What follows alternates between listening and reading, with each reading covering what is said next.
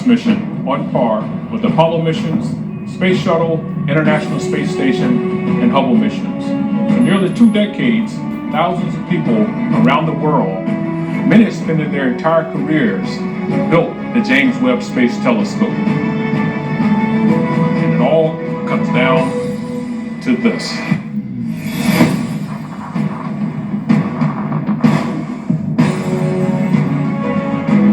Once we launch the James Webb Space Telescope, there are no second chances.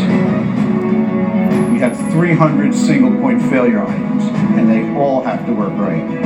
When you're a million miles away from the Earth, you can't send someone to fix it.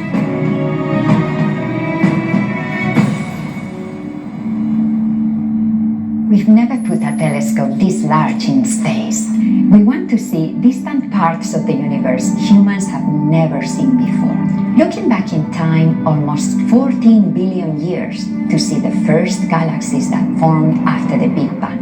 And we want to search for the building blocks of life in the atmospheres of planets orbiting distant stars. To unfold the history of the universe, we must first unfold this telescope.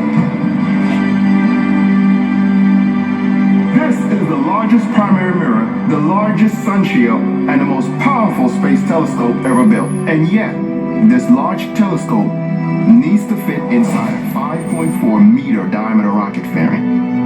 That's the largest fairing size available on any rocket, and it's the fairing size on our ride to space.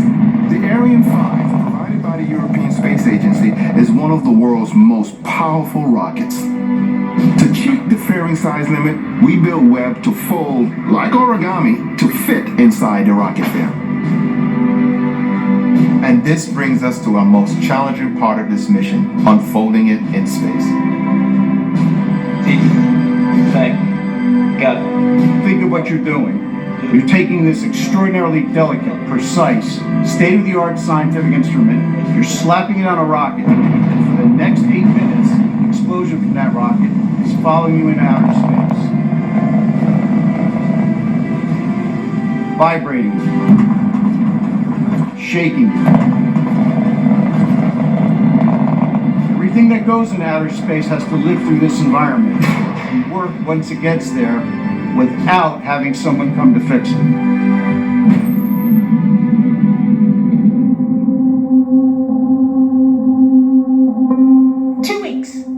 That's how long it will take to fully deploy the Webb telescope. We can take longer if we need to, but those 2 weeks after launch are going to be nail-biters. This is the Mission Operations Center at the Space Telescope Science Institute in Baltimore. Those 2 weeks after launch will be like our Super Bowl, World Cup, you pick the analogy. Years of training comes down to these moments. The Webb Observatory has 50 major deployments. 50, depending on how you categorize them, and 178 release mechanisms must work to deploy those 50 parts. Every single one of them must work. Unfolding Webb is hands down the most complicated spacecraft activity we've ever done. Then again, nothing about Webb is easy. We've never done any of this before.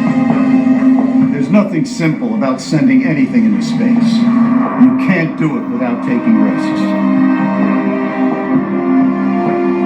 This mission is squarely in new spacecraft territory.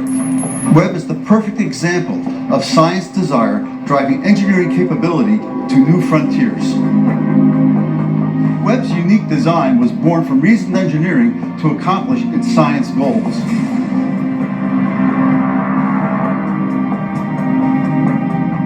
Here's the plan. Shortly after launch, we unfold Webb's solar panel for power and our Huygens antenna for communication. About 12 hours later, we have an important engine firing that sends Webb on the proper course towards its orbital destination, about 1 million miles away. That's where Webb will do its science. Webb will be moving so fast, it passes the moon's orbit in 1.5 days, half the time it took Apollo astronauts to reach lunar orbit. First, we lower the sunshield out, then raise Webb's primary mirror and instruments away from the sunshield. The solar wind will push us around with the sunshield open, so we'll unfold a trim tab to help keep us stable. We got these huge, iconic, golden segmented mirrors that will help us deliver amazing new images from the cosmos. But in some ways, the sun shield is a lot more complicated, and it's just as essential. Without it, nothing works. Here we've got 5 sun shield layers of approximately 8,900 square feet, almost the size of 3 tennis courts, a very thin Kapton material, about 1 to 2/1000ths of an inch thick. Making them go where you want them to go in zero-G is extremely challenging. The sun shield shades the telescope from the heat of the sun, earth, and moon. The concept is simple, but there is nothing simple about the design or operation, especially when you get to space.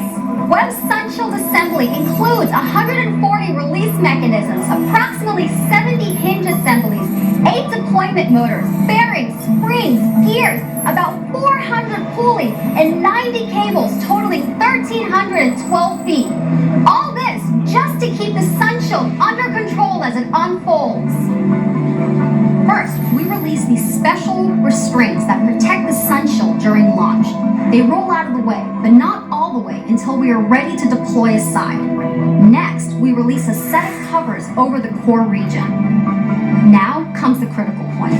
All 107 sun shield release mechanisms need to fire on cue. 107. They free the 5 sun shield layers, allowing them to extend as the mid-booms deploy.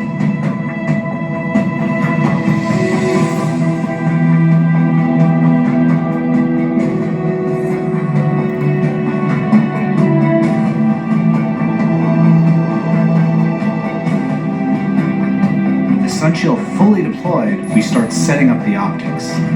First, the secondary mirror is extended and locked into place, and a special radiator behind Webb is extended, which helps further lower the temperature of the science instruments.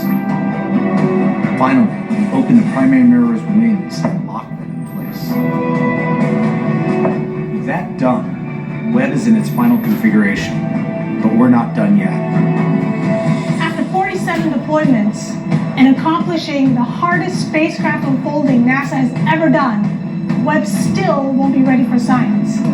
While the instruments cool, we'll control motors behind each of Webb's 18 mirror segments, the secondary mirror, and the fine steering mirror located inside the center of the primary mirror. We'll precisely align the mirror segments to form a perfect mirror. Then, Webb will be ready to explore the cosmos.